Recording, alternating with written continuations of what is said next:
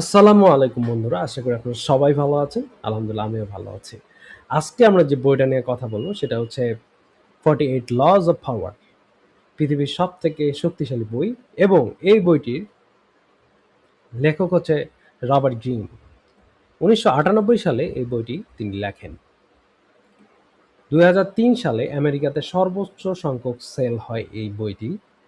ওয়াল স্ট্রিটের বড় বড় ব্যাংকার থেকে শুরু করে সিলিকন ভ্যালির সিইও সবাই এই বইটা তাদের লকারে রাখতো, এবং তারা এই বইটা পড়ে পাওয়ারফুল হইতো, এবং তারা কর্পোরেটে তাদের বিভিন্ন এই রুলসগুলো অ্যাপ্লাই করতো।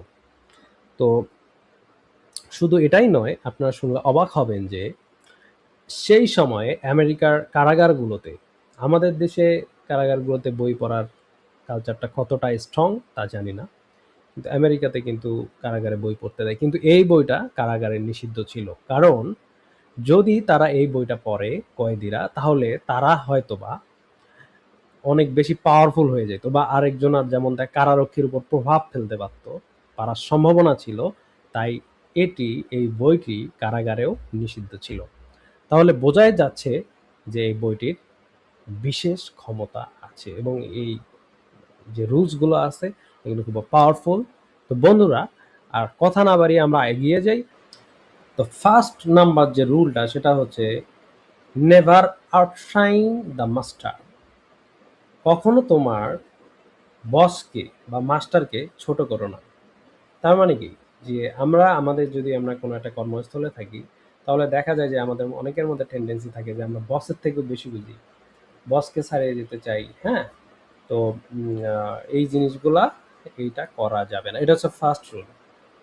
হার্ভার্ড বিজনেস রিভিউয়ের একটি গবেষণায় দেখা গেছে যে 60% কর্মচারী যারা তাদের বসকে ছাড়িয়ে যাওয়ার চেষ্টা করেছে, তারা পরবর্তী ১২ মাসের মধ্যেই কোনো না কোনোভাবে চাকরিচ্যুত হয়েছে, বা তাকে চাকরি থেকে সরিয়ে দেওয়া হয়েছে। তাহলে এইটা কিন্তু একটা ভেরি মানে হিডেন সিক্রেট। এটা কিন্তু আমরা অনেকেই বুঝি না, যারা আমরা নতুন কর্পোরেট লাইফে ঢুকি, নতুন জব করি, তাদের জন্য এটা খুবই ইম্পর্টেন্ট। এবং এটার একটা মজার ইন্টারেস্টিং ঘটনা আছে। ইতিহাসের পাতায় যদি আমরা তাকাই, তাহলে আমরা দেখি যে ফ্রান্সের ১৬০০ সালের পরবর্তী দিকে ফ্রান্সের অর্থমন্ত্রী ছিল হচ্ছে নিকোলাস ফুকে। ঠিক আছে?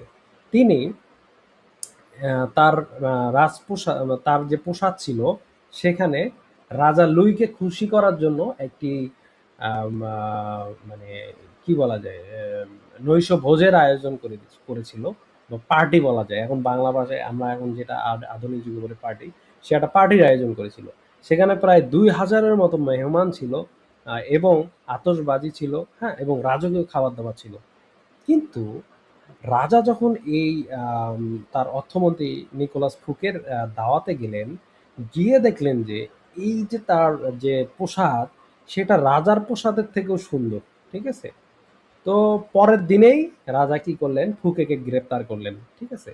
এবং তিনি মৃত্যু পর্যন্ত জেলেই ছিলেন, এবং ১৯ বছর জেলে ছিলেন। তাহলে বিষয়টা দেখেন। এটা কিন্তু অনেক একটা ইম্পোর্টেন্ট বিষয় যে আমাদের জেলাসি কখন তৈরি হবে, কখন আপনার অ্যাটিটিউডে যাতে আপনার বস বলেন, আপনার যে সুপিরিয়র, সে যাতে কখনো না ভেবে বসে যে আপনি তার পথের কাঁটা, বা আপনি তার obstacle তার লাইফে আগানোর জন্য, বা কর্পোরেট লাইফে আগানোর জন্য। সো আমার এখানে যে টিপসটা থাকবে সেটা হচ্ছে, যখন কোনো মিটিং করবেন, ঠিক আছে?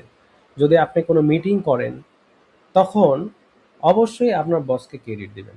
এবং আমরা যদি রিসেন্টলি একটা ঘটনা দেখি, যে ২০১৩ সালে গুগলের একজন সিনিয়র ইঞ্জিনিয়ার, সে একটা প্রেজেন্টেশনে তার টিম লিডারের চেয়ে অনেক বেশি ডাটা এবং ইনসাইট শেয়ার করে। তো এই কারণেই সে মিটিংয়ে ৩ মাস পরে তাকে কোনো একটা অজুহাত দেখিয়ে চাকরিচ্যুত করা হয়। তাহলে এইটা শুধু আমি যে বলতেছি এটা না, আপনি খোঁজ নিয়ে দেখেন আশপাশে আপনার বন্ধু বান্ধব এর মাঝে অনেক আছে যে এরকম ঘটনা ঘটছে। তো এই যে ফার্স্ট নাম্বার যে রুলটা, নেভার আউটশাউন দ্য মাস্টার, এটা অবশ্যই মাথায় রাখতে হবে। এবং যদি কোনো আপনার প্রেজেন্টেশন থাকে বা কোনো মিটিং থাকে, তখন আপনি বসকে অ্যাপ্রিসিয়েট করবেন। আপনার বসকে এভাবে বলতে পারেন যে, স্যার, আমি আপনার আইডিয়াটা আমি এগিয়ে নিয়ে গেছি, আমি করছি, তাকে একটু ক্রেডিট দিবেন, দেখবেন আপনার বস কিন্তু আপনাকে একটা শেল্টার বা প্রোটেকশন দিবে। কিন্তু আপনি যদি এমন কিছু করেন যে দেখা গেল যে তার জন্য একটা ডিসক্রেডিট বা আহ, সে ছোট হয়ে গেছে, তাহলে কিন্তু আপনি ভাই বিপদে আছেন। তাহলে ফার্স্ট রুলটা আমরা জানলাম, নেভার আউটশাইন দ্য মাস্টার। আপনার মাস্টারকে কখনো ছোট করবেন না। ২ নাম্বার যে লটা আছে সেটা হচ্ছে যে never put too much trust in your friends and learn how to use enemies. অর্থ হচ্ছে যে বন্ধুকে অন্ধবিশ্বাস নয়, শত্রুকে কাজে লাগাও। তাহলে স্ট্যামফোর্ড ইউনিভার্সিটির একটি গবেষণায় দেখা গেছে যে বন্ধুদের সাথে অংশীদারিত্বে শুরু হওয়া ব্যবসার 70%ই ৩ বছরের মধ্যে ভেঙে গেছে। এর প্রধান কারণ ছিল হচ্ছে হিংসা ও কাঙ্ক্ষিত যে আশাটা ছিল যে এইরকম প্রফিট পাবো, এটার সাথে বাস্তবের মিল না পাওয়া। তাহলে এখানে কিন্তু অনেক বড় একটা বিষয় যে আমরা অনেক সময় বন্ধুদের সাথে অংশীদারিত্বে ব্যবসায় যাই। তো এটা একটা স্ট্যামফোর্ড ইউনিভার্সিটির একটা মানে আহ, বলা যায় যে তারা একটা গবেষণা এটা দেখছে। তাহলে আমরা এখান থেকে কিন্তু শিক্ষা নিতে পারি। এর যদি আমরা ঐতিহাসিক উদাহরণে যাই, তাহলে দেখা যায় যে আমেরিকার প্রেসিডেন্ট আব্রাহাম লিঙ্কন তার ক্যাবিনেটে ৩ জনকে নিয়োগ দিয়েছিলেন। তারা ছিল তার শত্রু, তার রাজনৈতিক শত্রু। তাদের নাম ছিল উইলিয়াম সোয়ার্ড, স্যালমন চেজ এবং হচ্ছে এডওয়ার্ড বেটস। এবং এই তিনজনকে তিনি যখন তার ক্যাবিনেটে নিয়োগ দিছে, তখন তার উপদেষ্টারা বলছে যে স্যার আপনারা তো, আপনি যদি এদেরকে নিয়োগ দেন তাহলে তো এরা আপনাকে ধ্বংস করে দিবে, ঠিক আছে? কিন্তু লিঙ্কন বলছে, আমি চাই আমার যারা বিরুদ্ধে আছে তারা আমার চোখের সামনে থাকুক, ঠিক আছে? পরবর্তীতে দেখা গেছে যে এই শত্রুরাই লিঙ্কনের সব থেকে বিশ্বস্ত সহযোগী হয়েছিল, ঠিক আছে? এবং তাদেরকে সে কাজে লাগাইছে। এবং আমরা যদি রিসেন্টলি যদি এই জিনিসগুলা দেখি, এই লয়ের যদি আমরা ইয়াটা দেখি, অ্যাপ্লিকেশন, সেটা আমরা দেখতে পারি 1997 সালে মাইক্রোসফট কি করছিল, অ্যাপেলকে $150 মিলিয়ন বিনিয়োগ করছিল যাতে অ্যাপল দেউলিয়া হয়ে না যায়। কারণ এর তখন কিন্তু স্টিভ জবস এবং বিল গেটস তাদের সম্পর্ক কিন্তু ছিল অপোজিশন। বলা যায় যে তারা দুইটা কোম্পানি, তারা প্রতিযোগিতা করতেছিল। কিন্তু তারা বুঝতে পারছিল যে শত্রুকে যদি সম্পূর্ণরূপে ধ্বংস করে ফেলি, তাহলে কিন্তু আর প্রতিযোগিতা থাকবে না, সেটা নিজেরও ক্ষতি। এই যে প্রতিযোগী, তারা দুজনেই কিন্তু তখন মানে এই একজন অপরকে সাহায্য করেছিল। তাই প্রতিযোগীকে অবজার্ভ করা আমাদের শিখতে হবে এবং তার স্ট্রেংথ কোথায় বা তারা কিভাবে আগাচ্ছে, কি স্ট্র্যাটেজি ফলো করতেছে, এখান থেকেও তোমার শেখার আছে। আরেকটা বিষয় হচ্ছে বন্ধুত্ব। বন্ধুত্ব বিষয়টা তুমি আলাদা জায়গায় রাখো এবং ব্যবসাটা হচ্ছে আপনাকে আলাদা জায়গায় রাখতে হবে। দুইটা দুই জায়গায়, এই দুটা একসাথে করতে যাবেন না, তাহলে আপনি অনেক বড় ধরা খাবেন। তাহলে আমরা যে সেকেন্ড লটা জানতে পারলাম, never put too much trust in friends and learn how to use enemies. এখন আমরা চলে যাচ্ছি পরবর্তী ল এ। এবার আমরা আসি ৩ নাম্বার রুলটা নিয়ে। ৩ নাম্বার রুলটা হচ্ছে কনসিল ইউর ইন্টেনশনস, মিনস তোমার পরিকল্পনা গোপন রাখো। এটা কিরকম? আমরা সাধারণত কি করি যে আমরা কোনো কিছু করার আগেই সেটা বলে দেই, ঠিক আছে? মানে সাপোজ আপনি বিসিএস প্রিপারেশন নিচ্ছেন, আপনি আগেই সবাইকে বলে দিলেন যে আমি তো বিসিএস দেবো, এই সেই এই মানে বিভিন্ন বিষয়ে আমি তো ক্যাডার হওয়ার জন্য ট্রাই করতেছি। বা আপনি একটা ব্যবসা শুরু করবেন, এই প্রজেক্ট শুরু করবেন, আগেই মানুষকে বলে দিচ্ছেন।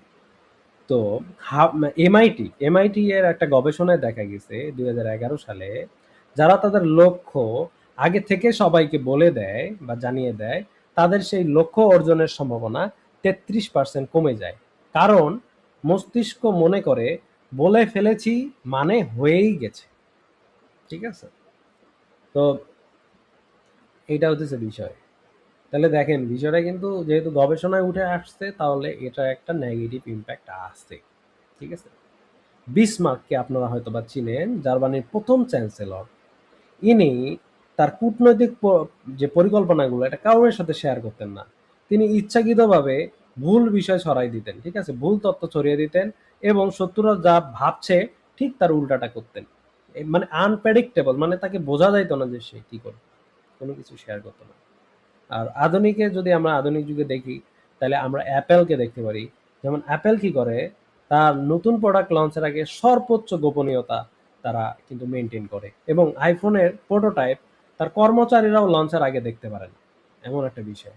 এই রহস্যময়টাই কিন্তু অ্যাপেলের জন্য প্রতিটি লঞ্চকে একটা ইভেন্ট বানিয়ে দেয়, ঠিক আছে।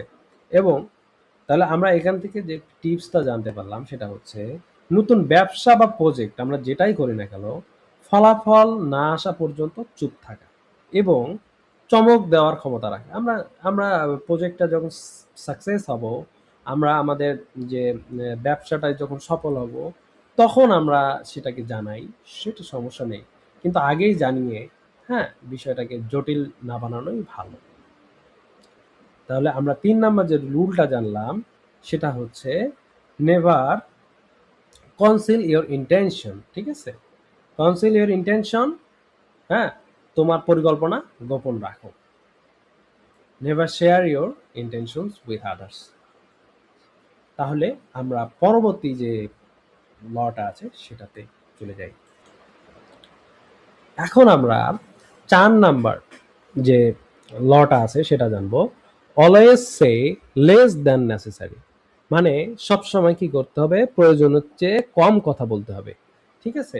সাইকোলজিক্যাল সায়েন্স জার্নালের একটি গবেষণায় দেখা গেছে, যে মানুষ কম কথা বলে তার বক্তব্যকে অন্যরা গড়ে 40% বেশি গুরুত্ব দেয়, ঠিক আছে। এটা আমরা বাস্তবেও দেখছি যে যে বেশি বাচাল তার কথা মানুষ শুনতে শুনতে বিরক্ত, বোরিং হয়ে যায়। আবার যে খুব ধীরে সুস্থে মাঝে মাঝে কথা বলে, অ্যান্সার দেয়, তার কথার কিন্তু একটা আলাদা গুরুত্ব থাকে। সো আমরা যদি অতীতের দিকে তাকাই তাহলে আমরা দেখতে পারি যে পারস্যের একজন সম্রাট ছিলেন কোরুস দ্য গ্রেট, ঠিক আছে। উনি দরবার হলে সব থেকে কম কথা বলতেন এবং সবার শেষে কথা বলতেন, এবং তার কথাটাই ছিল হচ্ছে শেষ সিদ্ধান্ত, এবং তিনি কাউকে আর প্রশ্ন করার মতো অপশনই দিত না, ঠিক আছে। সো এরকম আমরা আরেকজনকে দেখতে পারি, উদাহরণ যদি দেই ওয়ারেন বাফেট। তিনি শুধু তার অ্যানুয়াল যে লেটার আছে, বার্ষিক যে পত্র, সেটাতেই শুধু উনি অনেক কথা বলেন বা লেখেন, কিন্তু তিনি অন্যান্য সময় চুপ থাকেন, ঠিক আছে। এই কারণে তার প্রতিটি কথা বিশ্বের শেয়ার বাজারে আলোড়ন তৈরি করে, কারণ উনি অনেক জ্ঞানী এবং বিজনেস, স্টক মার্কেট সম্পর্কে অনেক ভালো ধারণা। তো উনি কিন্তু সারাদিন এসে বলে না এটা করো ওইটা করো, উনি ওনার অ্যানুয়াল লেটারেই সবকিছু প্রকাশ করেন, ঠিক আছে। হচ্ছে বিষয়। তাহলে এখন আমরা যদি প্র্যাকটিক্যাল যে টিপসটা আমরা যদি দেই, সেটা হচ্ছে আমরা কি করব, বেশি বাচালের মতো কথা বলবো না, যতটুকু প্রয়োজন অতটুকু কথাই বলবো। এবং আম, কোনো যদি প্রশ্ন জানতে চাই, শুধু যে স্পেসিফিক যে উত্তর সেটা দিয়ে দিব সংক্ষেপে। এবং যদি আমরা বেশি কথা বলি, তখন দেখা যায় যে আপনি একটা মিটিংয়ে আছেন, স্যারদের সাথে বেশি কথা বলতে যায়, দেখবেন এমন একটা কথা বলছেন যেটা অযাচিত কথা, আপনি নিজেও এটা বলতে চান না কিন্তু মুখ দিয়ে বের হয়ে গেছে, আপনি তখন কিন্তু একটা বিপদে পড়বেন।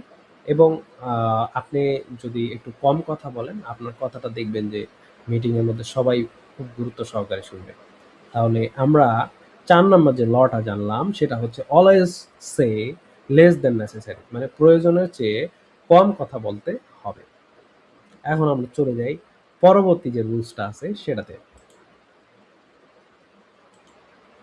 তো ৫ নাম্বার যে লটা নিয়ে আমরা কথা বলবো আজকের শেষ ল, আজকের পর্বের, মানে এই পর্বের, সেটা হচ্ছে so much depends on reputation, guard it with your life. তোমার সুনামই তোমার সবচেয়ে বড় সম্পদ, তোমার সুনাম, এটা সবসময় মাথা রাখবে। ফোর্বসের একটি রিপোর্ট অনুযায়ী যে একটি কোম্পানির রেপুটেশন তার মোট ভ্যালুয়েশন বা মোট মূল্যের গড়ে 63% প্রতিনিধিত্ব করে। তো এবং একটি নেতিবাচক ঘটনা ৭ বছরে গড়ে ওঠা রেপুটেশনকে নিমিষের মধ্যেই নষ্ট করে দিতে পারে একটি নেতিবাচক ঘটনা, ঠিক আছে। একটি যদি আমরা ইতিহাসের দিকে তাকাই তাহলে রথচাইল্ড পরিবার 1815 সালে ওয়াটারলু যুদ্ধে নেপোলিয়নের পরাজয়ের খবর সবার আগে পান নাথান রথচাইল্ড। কিন্তু তিনি সেদিন শেয়ার কিনলেন না, ঠিক আছে, বরং আগে বেচলেন, ঠিক আছে, তারপর বাজারে সবাই ভয় পেয়ে গেল যে উনি এই শেয়ার বিক্রি করে দিল কেন, ঠিক আছে, তারপর তিনি সস্তায় কিনলেন, ঠিক আছে, তারপর তার রেপুটেশন ছিল এত শক্তিশালী যে তার প্রতিটি মুভমেন্ট অন্যরা সবসময় স্মরণ করত, ঠিক আছে। আবার আমরা যদি ইলন মাস্ককে দেখি, তাহলে 2021 সালে একটা ঘটনা ঘটছে যে তার একটি টুইটার পোস্টের কারণে, মানে বর্তমান এক্স যেটা আছে, এর একটা পোস্টের কারণে বিটকয়েনের দাম 24 ঘন্টায় 15% ডাউন হয়, ঠিক আছে, ডাউন হয়ে গিয়েছিল। এটাই হচ্ছে রেপুটেশনের শক্তি। তাহলে আপনাকে অবশ্যই কি করতে হবে, যে আপনার যে রেপুটেশনটা আছে এটাকে অবশ্যই আপনাকে প্রায়োরিটি দিতে হবে। আপনি কি বলতেছেন সোশ্যাল মিডিয়ায়, কি পোস্ট দিতেছেন, ভেরি ইম্পর্টেন্ট। হ্যাঁ, এইটার কারণেও আপনার ভ্যালু, আপনার ফ্যামিলির ভ্যালু আপ ডাউন হইতে পারে। মানুষের এমন একটা পোস্ট দিছেন, এমন পোস্ট শেয়ার করছেন আপনার সম্পর্কে, আপনার তো অনেক ফলোয়ার আছে তাই না, আপনার বিজনেস রিলেটেড ফলোয়ার থাকতে পারে, ব্যবসায়িক, তারপরে কলিগ থাকতে পারে, আপনার সম্পর্কে একটা বাজে ধারণা পাইলো। আবার এমন কিছু ভালো কিছু শেয়ার করলেন যেটা আপনাকে তাদের কাছে একটা ভালো ইমেজ, আপনার ভালো একটা ইমেজ দেখালো। সো ভ্যালুয়েশনটা আপনার ঠিক থাকলো। তাহলে আমরা আজকে যেটা শিখছি সেটা হচ্ছে, এবং আমরা যদি বিজনেসের ক্ষেত্রেও যাই তাহলে অবশ্যই যে সুনাম যেটা আছে কোম্পানির, এইটাকে প্রায়োরিটি দিতে হবে, ফার্স্ট প্রায়োরিটি। কারণ এই সুনাম যদি আপনার নষ্ট হয়ে যায়, আপনার কোম্পানির ভ্যালুয়েশন অটোমেটিক দেখবেন যে গায়েব হয়ে যাবে। কারণ কি বলছে, 63% আপনার হচ্ছে আপনার যে ভ্যালুয়েশন কোম্পানি, সেটা ডিপেন্ড করে আপনার সুনামের উপরে, আপনার কোম্পানির সুনামের উপর। তাহলে আমাদেরকে যেটা শিখলাম সেটা হচ্ছে তোমার সুনামই সবচেয়ে বড় সম্পদ, ঠিক আছে, এটাকে আগলায় রাখতে হবে। তাহলে আজকে আমরা যে 5টা বিষয় জানছি, তো এই 5টা ল আমরা সব সময় আমরা মেনে চলার চেষ্টা করব। আজকের মতো এই, আর আগামীতে আরো 5টা ল নিয়ে আমরা কথা বলবো, ঠিক আছে। তো আপনারা অবশ্যই আমাদের পাশে থাকবেন, এবং আজকে আমরা যে 5টা ল সম্পর্কে জানতে পাইছি সেগুলো আমরা একটু সামারি করব। তাহলে আমরা আজকে যে 5টা ল জানতে পাইছি সেটা আমরা যদি পর্যায়ক্রমে বলি, সেটা হচ্ছে, ফার্স্ট যেটা আমরা জানতে পাইছি, নেভার আউটশাইন দ্য মাস্টার। তাহলে তুমি তোমার বস বা মাস্টার তাকে ছেড়ে যাওয়ার চেষ্টা করিও না, তাকে ছাড়িয়ে যাওয়ার, ঠিক আছে, তাহলে এটা তোমার জন্য ক্ষতিকর হবে। আর দ্বিতীয় যে ইয়াটা জানতে পাইছি, never put too much trust in your friends and learn how to use your enemies. মানে কি, যে তোমাদের বন্ধুদের উপরে তোমরা খুব বেশি বিশ্বাস বা বিশ্বস্ততা দেখাইও না, তাদের উপর খুব বেশি বিশ্বাস করিও না, এবং তোমাদের যে শত্রু আছে তাদেরকে ব্যবহার করা তোমাকে শিখতে হবে। এবং থার্ড যে মানে লটা আমরা শিখছি সেটা হচ্ছে কনসিল ইওর ইন্টেনশনস, মানে হচ্ছে তোমার যে পরিকল্পনা আছে সেগুলো গোপন রাখার জন্য বলা হয়েছে। এগুলো শেয়ার করলে তোমার এই পরিকল্পনা বা প্রজেক্ট যেটাই হোক, তোমার গোল সেটা অ্যাচিভমেন্ট হওয়ার সম্ভাবনা 33% কমে যায়। আর 4 নাম্বার যে ইয়াটা আমরা রুলসটা জানতে পারছি সেটা হচ্ছে অলওয়েজ সে লেস দ্যান নেসেসারি, ঠিক আছে, যে সবসময় প্রয়োজনের থেকে কম কথা বলা, ঠিক আছে, বেশি কথা বললেই কিন্তু সমস্যা, ঠিক আছে। আর 5 নাম্বার যে আম, আম, আহ, যে লটা আমরা জানতে পাইছি সেটা হচ্ছে so much depends on reputations, ঠিক আছে। হ্যাঁ, guard it with your life. যদি তুমি জীবন দিয়ে হও, তোমার যে সুনাম আছে এটাকে রক্ষা করতে হবে, ঠিক আছে। হ্যাঁ, তোমার সুনামই তোমার সব থেকে বড় সম্পদ। তাহলে আমরা এই 5টা ল নিয়ে আজকে আম, খুব ডিটেলস আলোচনা করেছি। আমরা পারতাম একদিনেই 48টা ল নিয়ে কথা বলতে, কিন্তু এগুলা যদি আমরা এই এক্সপ্লানেশন করতাম অনেক লং ভিডিও হয়ে যাইতো। আর যেহেতু আমরা এটা শেখার জন্যে, সো এটাকে আমরা এটা পার্ট বাই পার্ট লেসন হিসেবে নেই। তো আজকের পর্বে আমরা আম, প্রথম 5টা ল জানলাম। আবার আগামী যে পর্বটা আসতেছে সেটাতে পরবর্তী 5টি ল নিয়ে কথা বলবো। হ্যাঁ, এগুলো আপনার লাইফে আপনি অ্যাপ্লিকেশন করবেন এবং দেখবেন, হ্যাঁ, যে কি হয়। এবং অবশ্যই আমার চ্যানেলটাকে সাবস্ক্রাইব করবেন, তার নোটিফিকেশন অন করে দিবেন, এবং পরবর্তী ভিডিও কখন আসতেছে এটা মানে ইয়াতে থাকবেন। আমি এটা আলাদা একটা প্লেলিস্ট বানাই দেবো যে 48 লজ অফ পাওয়ার, ঠিক আছে? এবং এখানে আপনি পর্যায়ক্রমে 48টা যে আছে সেইটার আপনি সূত্রের পাবেন, ঠিক আছে? বিস্তারিত ভিডিও ডিটেলস ভিডিওগুলো পাবেন। তো বন্ধুরা, আসলে দুনিয়াতে চলা অনেক কঠিন। হ্যাঁ? দেখা যাবে যে সেম টাইমে ২ জন মানুষ জন্মগ্রহণ করছে। কিন্তু একজন লাইফে অনেক বেশি সফল, আরেকজন এখনো সফলতা অর্জন করতে পারে নাই। সবসময় কিন্তু সৃষ্টিকর্তাকে দোষ দিলে হয় না। আমাদেরকে এইরকম কিছু সূত্র, লস, বিভিন্ন বিষয়গুলো জানতে হবে। হ্যাঁ? বাস্তবতার যে জ্ঞান সেগুলো আমাদেরকে জানতে হবে। এই যে লস গুলো আসছে এগুলো তো এমনি, এমনি আসে নাই। এগুলো অবশ্যই সেই সময় এনালাইসিস করে বড়, বড় গুণী যারা ছিল যারা এই এক্সপেরিয়েন্স পারসন ছিল তাদের কাছ থেকেই কিন্তু এগুলো আসছে। ঠিক আছে? সো আমরা যদি এগুলো জানতে পারি তাহলে একটা স্বাভাবিক মানুষ আর আপনার মাঝখানে কিছু পার্থক্য হবে। আপনি এক্সট্রা অর্ডিনারি কিছু করতে পারবেন। এক্সট্রা অর্ডিনারি চিন্তাভাবনা আপনার মাথা থেকে বের হবে। ঠিক আছে? আপনি প্রতারিত কম হবেন। আপনি লাইফে এগিয়ে যাবেন স্মুথলি, ঠিক আছে? যেকোনো বিপদে, যেকোনো প্রবলেমে দেখবেন যে আপনি ওভারকাম করতে পারতেছেন। তাহলে আমি সবসময় বলি যে একটি বইয়ের একটি লাইন আপনার জীবনকে চেঞ্জ করে দিতে পারে। যেমন আমার চেঞ্জ করে দিয়েছিল। আমি 'ইউ ক্যান হিল ইউরসেলফ' একটা বই ছিল। এই বইটা একটা লাইন আমার জীবন চেঞ্জ করে দিয়েছে। সে লাইনটা অন্য একদিন ওই বই নিয়ে আলোচনা করলে আমি অবশ্যই জানাবো। তাহলে আজকের মতো বন্ধুরা ভালো থাকবেন, সুস্থ থাকবেন এবং আপনারা বেশি, বেশি বই পড়বেন এবং শেখার চেষ্টা করবেন। কন্টিনিউয়াস লার্নিং এর উপরে থাকবেন এবং আবার দেখা হবে। আজকের মতো এই পর্যন্ত। আল্লাহ হাফেজ।